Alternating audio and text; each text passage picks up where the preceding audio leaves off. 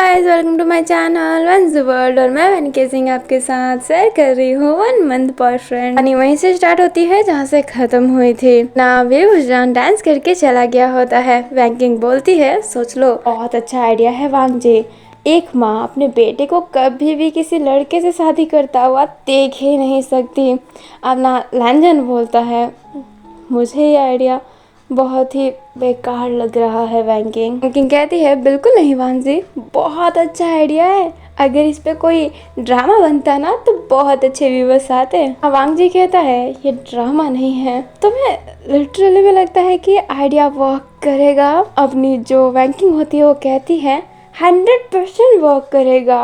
तुम्हें मेरे पे विश्वास नहीं है वांग जी? ये कहते ही एक पपी फेस बना लेती है।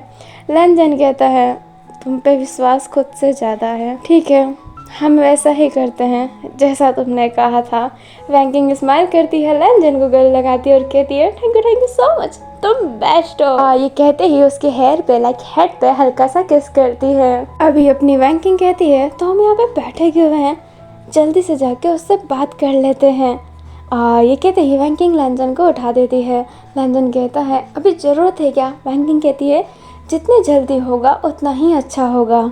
वैंकिंग अभी विभूषण के पीछे जाती है, बट एक गार्ड उसे रोक लेता है और कहता है, सॉरी, हमारे यहाँ के डांसर को किसी से मिलने की अलाउ नहीं है, आप उनसे नहीं मिल सकते हो, जाओ यहाँ से। वैंकिंग कहती है, अरे मुझे ना अर्जेंट बात करना है उस लड़के से। बट वो गार्ड कहता है, सॉरी मैम, जितनी भी अर्जेंट बात हो आप उनसे नहीं मिल सकते हैं। लंजन वैंकिंग का हाथ पकड़ लेता है और कहता है, वैंकिंग, इसकी ज़रूरत नहीं है, हम किसी और लड़के को भी हायर कर सकते हैं, इसमें टेंशन की बात क्या है? चलो अब यहाँ से। ये कहते हैं लैंजन वैंकिंग को वहाँ से ले जाता है।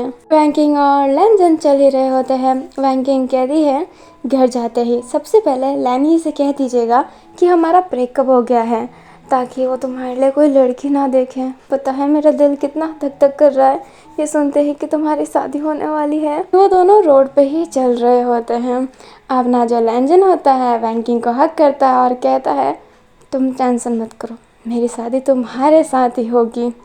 अभी वैंकिंग बहुत स्माइल करती है, रिटर्न में उसे हक करती है। देन तभी अचानक से अपने जो लैंजन होता है उसे कोई साइकिल हिट कर देती है। लैंजन गुस्से में पीछे मुड़ता है और कहता है, क्या तुम्हें दिखाई नहीं देता?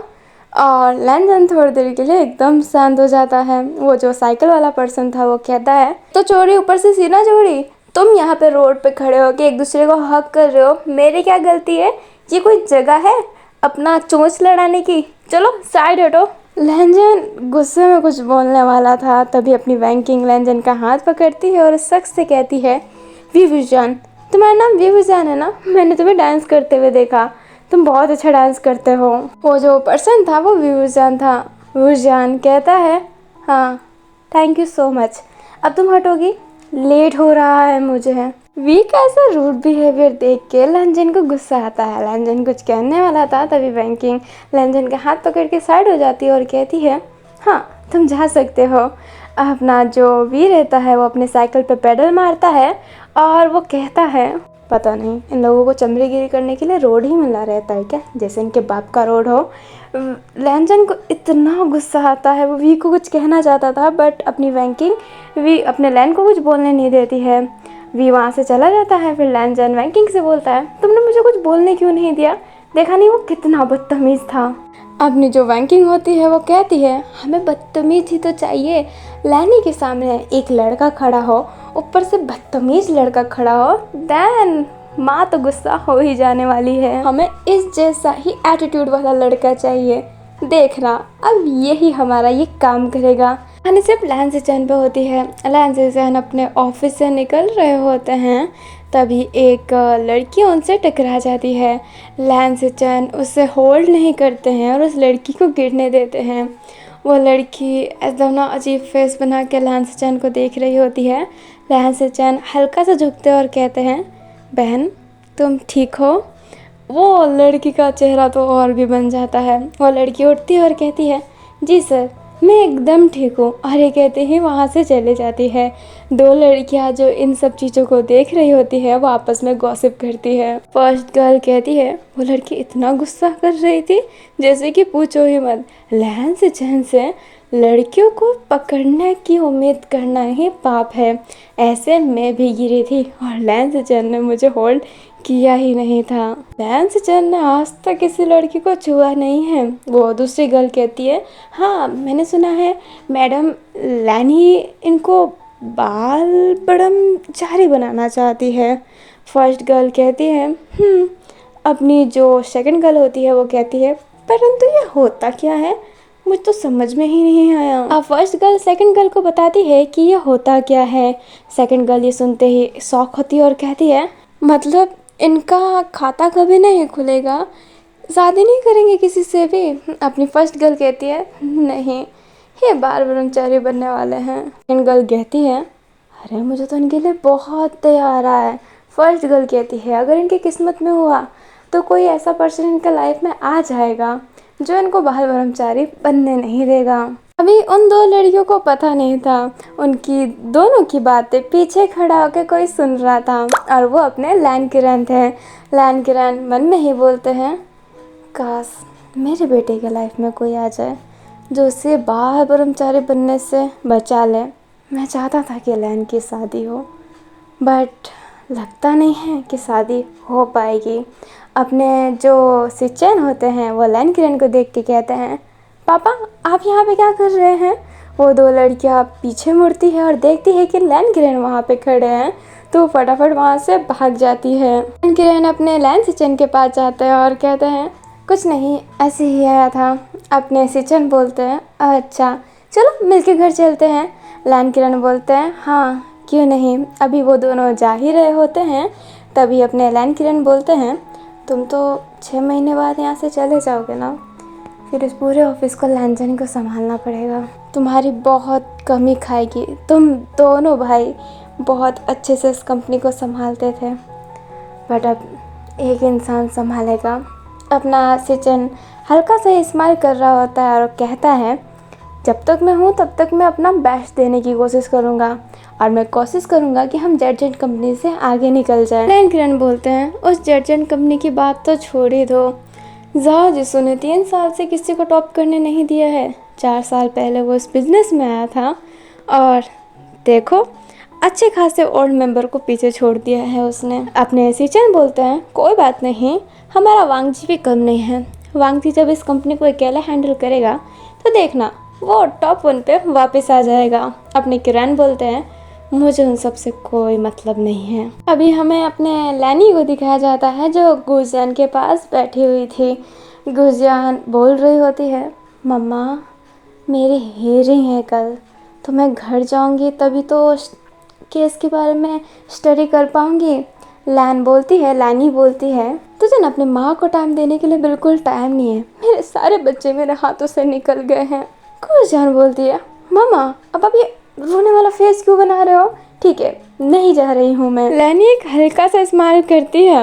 अपनी जो गुजियान होती है वो फ़ोन खोलती है और एक इरिटेटिंग सा फेस बना के उस फ़ोन को नीचे रख देती है। अपनी लैनी बोलती है क्या हुआ तो परेशान लग रही है। गुजियान बोलती है मेरी जो कंपनी है ना वो ज़बरदस्ती मुझे एक असिस्टेंट थोपने के पीछे पड़े हुए हैं। लैनी बोलती है क्या मतलब। गुजियान बोलती है मैं जिस लॉ फॉर्म के लिए काम करती हूँ उस लॉ फॉर्म का कोलैबोरेशन है, डील है, पता नहीं क्या है। उनने एक लॉ कॉलेज से डील कर रखा है और ये डील कुछ ऐसा है जिस भी स्टूडेंट्स की स्टडी ख़त्म होने वाली रहती है उनको एक अच्छे खासे लॉयर के साथ रखा जाता है ताकि वो और कुछ सीख ले लॉ के बारे में। लाइक हियरिंग कैसे लेते हैं, स्ट्रेटजी कैसे बनानी चाहिए, वो सब सीखते हैं वकील को देख के।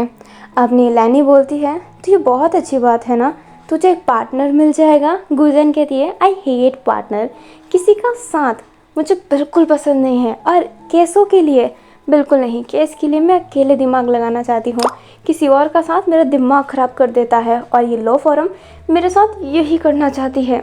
कब मैं यहाँ से छूटूंगी। लैनी बोलती है 2 साल बाद, मुझे पता है। अपनी गुजियान बोलती है ये 2 साल मुझे 200 सालों जैसा लग रहा है।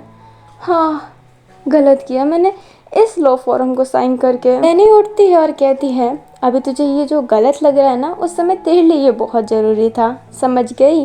और ये कहते ही गुजन के सर पे हल्का सा मारती है और कहती है मैं चाय बनाने जा रही हूँ। और ये कहते ही चाय बनाने चली जाती है। नैनी के जाते ही गुजन कहती है पता नहीं किसकी किस्मत खराब होगी जो मेरे साथ काम करेगा। अभी हमें विभूषण को दिखाया जाता है जो अपनी साइकिल लेके अपने घर पे आ गया होता है। घर आते ही वो अपने कपड़े को फटाफट झाड़ता है और धीरे धीरे अंदर जाने लगता है। तभी एक आवाज़ आती है जो विभूषण को चिल्लाती है कि भाई आज आप फिर से लेट आए हैं।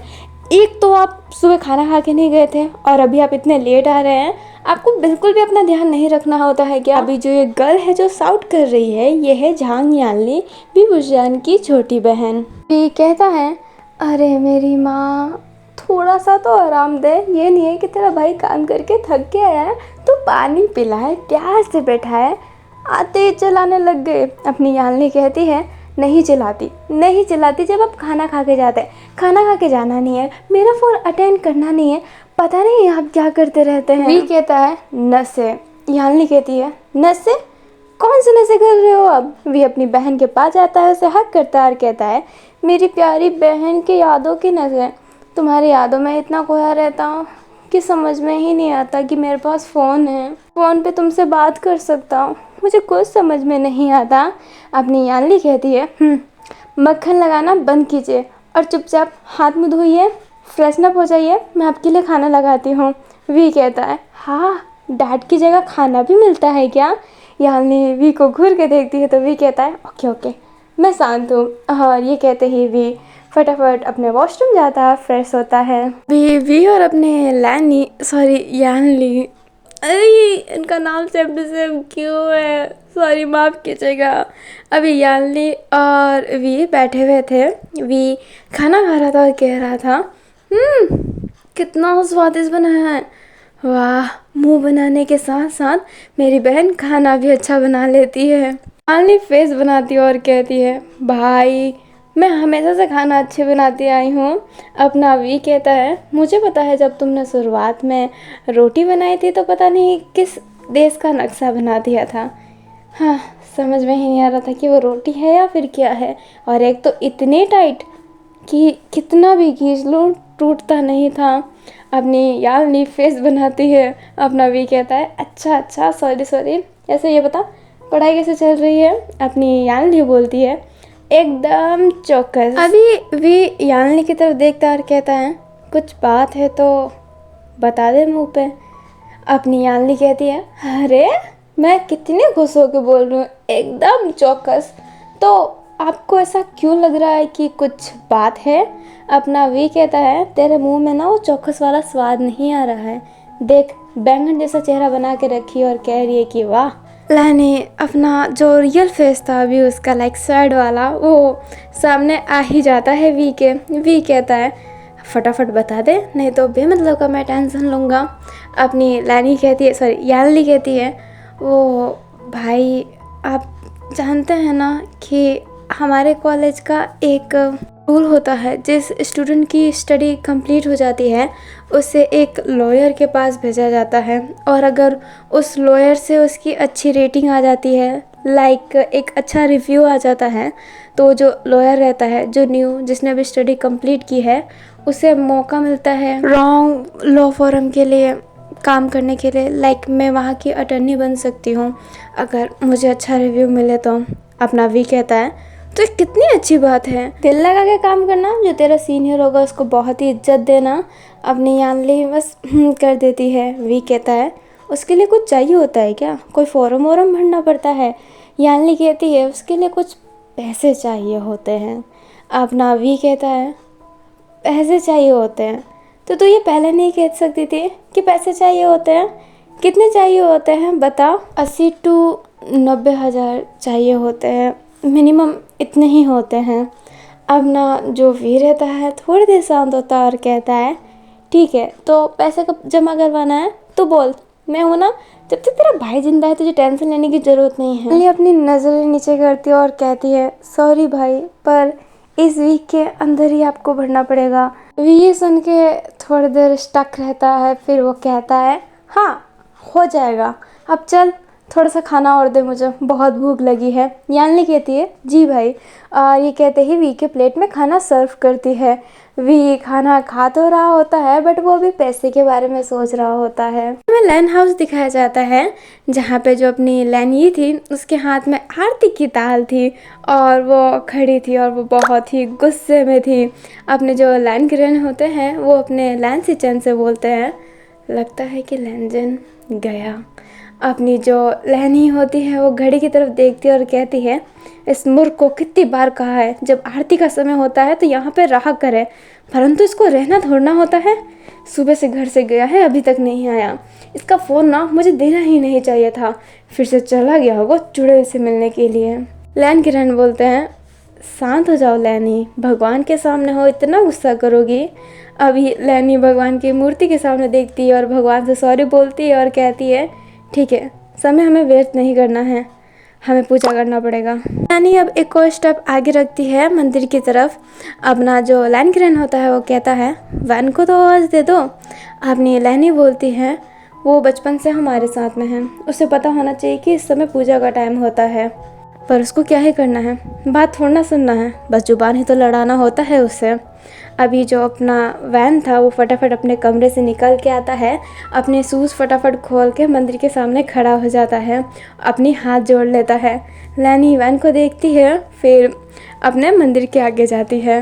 लैन किरण वैन के हाथों में देखता है, स्माइल करता है, अपने जेब से रुमाल निकालता है और लैन का हाथ साफ करने लगता है। अपना जो वैन होता है लैन की तरफ ही देखने लगता है। अपना जो किरण होता है वो कहता है, तुम्हारे हाथ में कलर्स लगे हुए थे, तुम साफ़ करके तो आते। वैन बोलता है, अगर नहीं आता ना तो लेडी लैन गुस्सा हो जाती। किरण हल्का सा हंसता और कहता है, चुप बदमाश। ये कहते ही सीधा खड़ा हो जाता है। अभी पूजा हो जाता है, लैनी सबके पास आरती ले जा रही होती है, सब आरती ले रहे होते हैं। फिर लैनी प्रसाद देती है और सब प्रसाद खा लेते हैं। अभी पूजा समाप्त होने के बाद अपना जो वैन होता है वापस अपने कमरे में जाने लगता है, बट लैनी वैन की तरफ देखती नहीं है और कहती है, सब कुछ ना कुछ करते हैं, तुम क्यों नहीं कुछ करने का सोचते हैं, कब तक ऐसे ही बैठने का इरादा है। अपना जो वैन केसिंग है वो रुक जाता है, लैनी की तरफ देखता है, बट लैनी वैन की तरफ देख नहीं रही होती है, बट लैनी वैन को ही बोल रही होती है। अभी जब ना वैन होता है अपने हेड को नीचे करता है और जो स्लीपर था जिसको मैंने पहले शूज़ बोल दिया था, माफ़ कीजिएगा, अपने स्लीपर को पहन के वापस अपने कमरे में चला जाता है। वैन के जाते ही किरण बोलते हैं, लैनी वैन केसिंग घर का सबसे छोटा लड़का है, सबसे छोटा लड़का, तुम्हारे कहने की वजह से उसने सॉफ्टवेयर इंजीनियरिंग चूज़ की, अभी उसकी पढ़ाई चल रही है तो कैसे कोई जॉब करेगा। कहती है जॉब के साथ भी स्टडी हो सकती है, वो हमारे कंपनी में मदद क्यों नहीं करवाता। लैन किरण बोलना चाहता था कि तुमने कभी मौका दिया, बट वो बोलता उससे पहले जो अपना लैंग सिचन होते हैं वो कहते हैं, इन सब बातों को छोड़ोगे, अभी पूजा हुआ है, प्लीज़ थोड़ी सी शांति बरकरार रहेगी तो ठीक रहेगा ना। लैनी कहती है, ये बात कुछ लोगों को समझ में आए तभी ना, उनको तो हर वक्त मुझे गलत ही समझना होता है। और ये कहते ही लैनी वहाँ से चली जाती है। लैन किरण वहीं पे खड़ा रहता है। अपना जो लैन सिचन होता है वो किरण के पास जाता है और कहता है, पापा आखिरकार आप क्यों बोलते हैं। किरण बोलता है, तुम अंधे हो, तुम्हें दिखाई नहीं देता कि घर में क्या चलता रहता है। अपना किरण बोलता है, पर पापा। किरण बोलते हैं, बस मुझे ना थोड़ी देर के लिए आराम चाहिए। और ये कहते ही वो अपने घर के टेरेस पे चला जाता है। अभी हमें वैन को दिखाया जाता है जो चेयर पे बैठा था, नीचे एक पेंटिंग पड़ी थी, लाइक वो एक ड्रेस था, क्योंकि जो गर्ल्स थी उसकी फ़ोटो तो दिख नहीं रही होती है, बट जो ड्रेस था उसको बहुत अच्छे से डिज़ाइन किया गया था कलर लगा के। अभी उसका जो पाँव था ना, लाइक लेडीज़ का जो पाँव था फ़ोटो में, उस पर ना हल्की फुल्की पानी की बूंदें पड़ी हुई थी और वैन का चेहरा नीचे था। वैन फिर अपना फेस ऊपर करता है और उसकी आंखें अभी थोड़ी सी रेड थी। जो फिर उसने जो फ़ोटो बनाया था ना उसको लेता है, रोल करता है और अपना कवर्ड खोलता है और उसके अंदर डाल देता है। कवर्ड में ऐसी बहुत सारी पेंटिंग थी जिसे रोल किया गया था। अब वैन केसिंग एक हेडफोन लेता है, उस हेडफोन को चालू करता है, फ़ोन को साइड में रख के बेड पे सो जाता है। हेडफोन में कोई गाना नहीं बज रहा था, एक प्यारी सी बांसुरी बज रही थी जो बहुत ही मध्यम सी, बहुत ही सुंदर थी। हमें काफ़ी नाइट का सीन दिखाया जाता है। लैनी अपने लैनजन को कॉल कर रही होती है बट लैनजन कॉल नहीं उठा रहा होता है। अभी पूरे 11 बज गए होते हैं और लैनजन अभी तक घर से बाहर था और उसने एक भी कॉल नहीं किया था, जिस वजह से लैनी बहुत ही टेंशन ले रही थी। किरण कहता है आ जाएगा वो बच्चा नहीं है। अपनी लैनी बोलती है पर इतना टाइम हो गया, इतने टाइम से बाहर है, कॉल नहीं उठा रहा। इनफैक्ट कॉल तो उठाया, अगर वो लेट आना था तो ठीक है, मैसेज तो करता, उसने कुछ नहीं किया है। तो एक बात बताओ किरण, मुझे टेंशन क्यों नहीं होगा, मैं माँ हूँ उसकी। किरण बोलता है तुम तो ऐसे बोल रही हो जैसे कि मैं उसका सौतेला बाप हूँ, मैं भी उसका बाप हूँ, मुझे भी टेंशन है, बट वो आ जाएगा, इतनी टेंशन लेने से भी क्या होगा। अपनी लैनी बोलती है तुम ना बेमतलब की बातें करते रहते हो किरण। किरण कहता है बेमतलब की बातें नहीं है। लैनी कुछ कहती उससे पहले वहाँ पे लैन सिचन आ जाता है और जो कहता है हाँ लैन के बारे में कुछ पता नहीं चला, मुझे वांग जी मिल नहीं रहा है कहीं। लैनी एक क्राई फेस बना के कहती है मेरा बेटा ठीक तो होगा ना, वो फ़ोन ही नहीं उठा रहा। और ये कहते ही लैनी वापस लैनजन को कॉल लगाने लगती है। हमें आधे घंटे बाद का सीन दिखा जाता है। लैनी, लैन किरण और लैन सिचन वहीं पे बैठे हुए थे। अपना वैन थोड़े दूर खड़ा था, लाइक उनके साथ बैठा नहीं था बट वहीं पे था, वो भी बहुत ही बड़ी था लैन के लिए। अचानक से लैनी कहती है पक्का पक्का मेरा बेटा उस चुड़ैल के लिए मुझे छोड़ के चला गया। लड़कियां ऐसी ही होती है, मुझे नफरत है उस लड़की से। जादू कर दिया मेरे बेटे पे, काला जादू कर दिया होगा पक्का, मुझे उसकी नज़र उतारनी पड़ेगी, फिर से उसे मंदिर ले जाना पड़ेगा। किरण मन में कहते हैं अगली बार जब मंदिर ले गई थी तो बेचारे सिचन को बाल ब्रह्मचारी बनने का फैसला करके आ गई थी, पता नहीं इस बार वैन को बाल ब्रह्मचारी ना बनवा दे।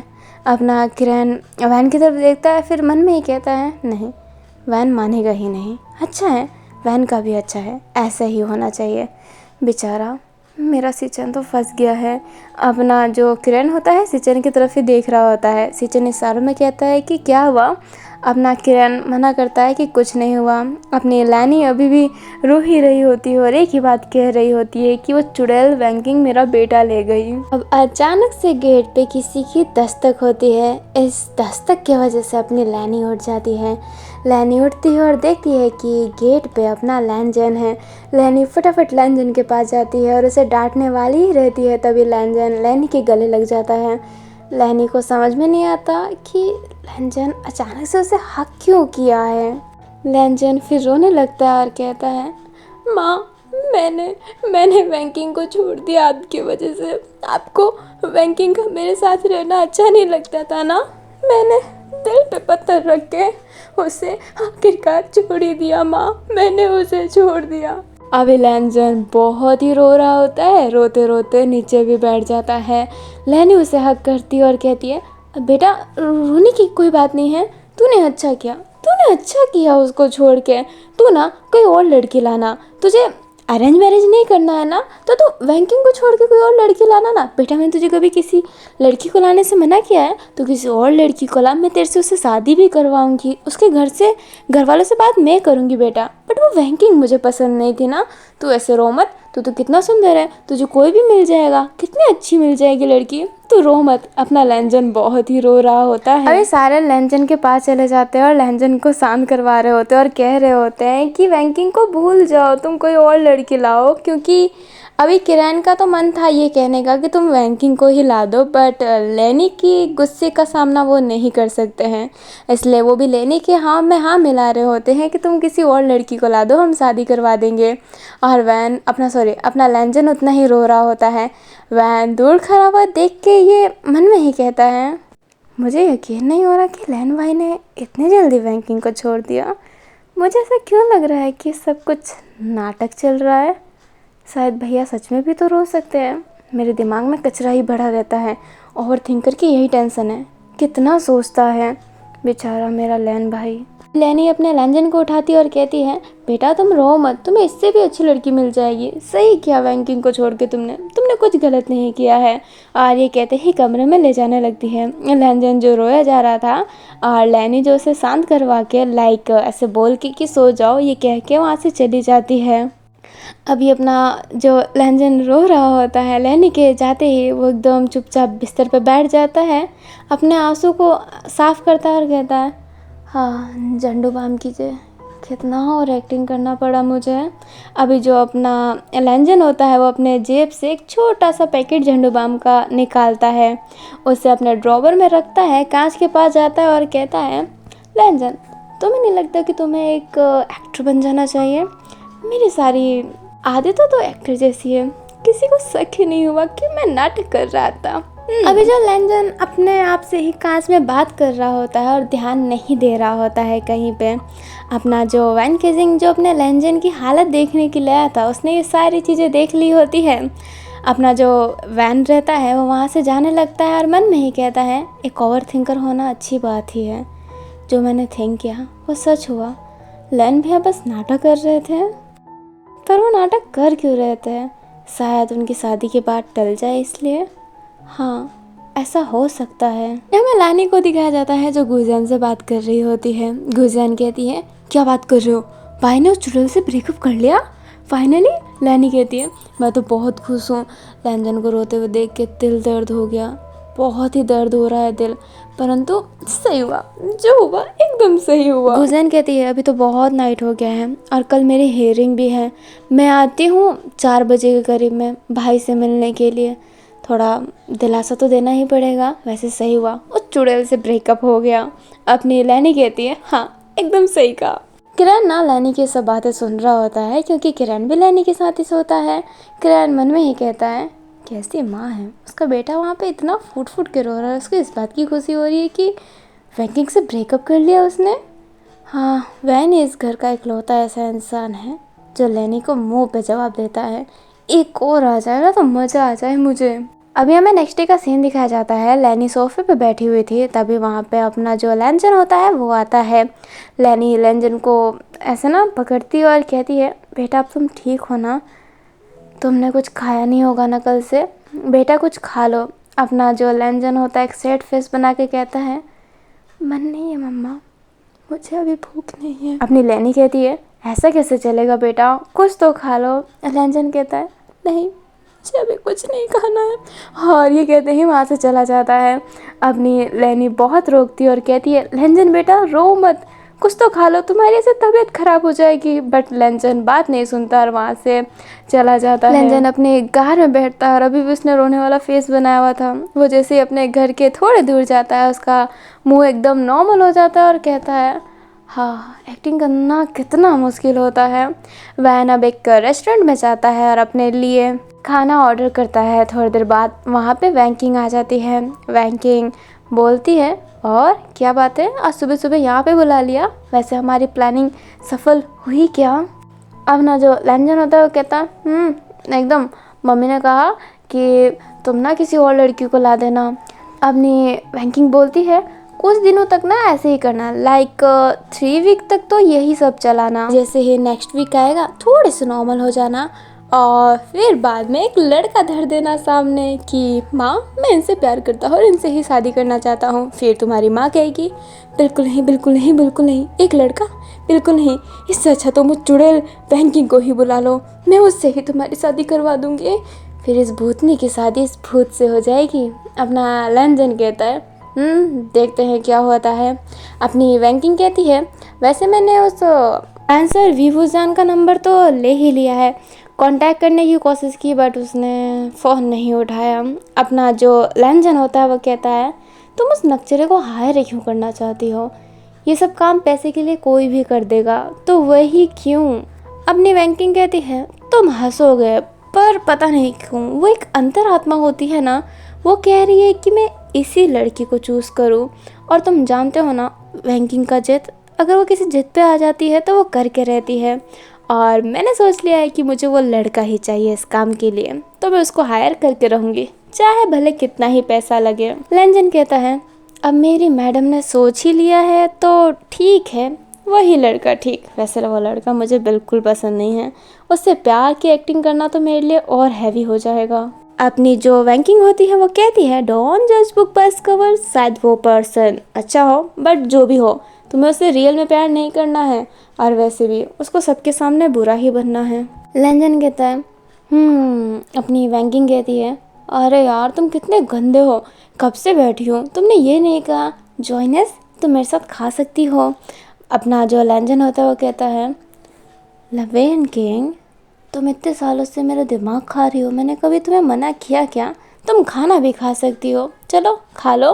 वैंकिंग एक गुस्से वाला पाउट बनाती है। अपना लैंजन हंसता है और कहता है, अच्छा अच्छा सॉरी मैडम, खा लो तुम। अपनी वैंकिंग कहती है, नहीं खाऊंगी। अपना लैंजन अपने हाथ से एक बाइट लेता है और वैंकिंग को खिलाता है। वैंकिंग खाती तो है बट हल्का सा जानबूझ के अपने लैंजन के फिंगर पे बाइट कर लेती है।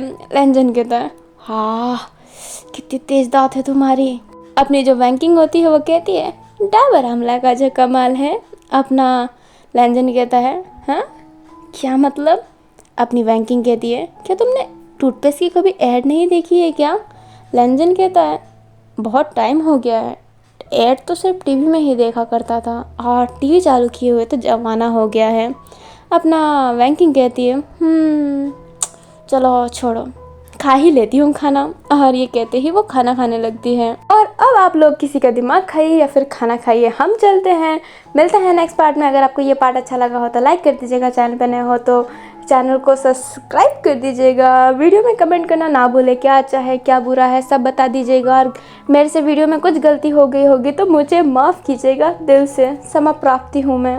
मुझे माफ़ कीजिए और अपना दिल साफ़ कीजिए। और कमेंट में इन्फिनिट वांगसन लिखना ना भूलिएगा। तो तब तक के लिए bye bye, see you and take care. Infinite वांगसन एंड जय वेंजू।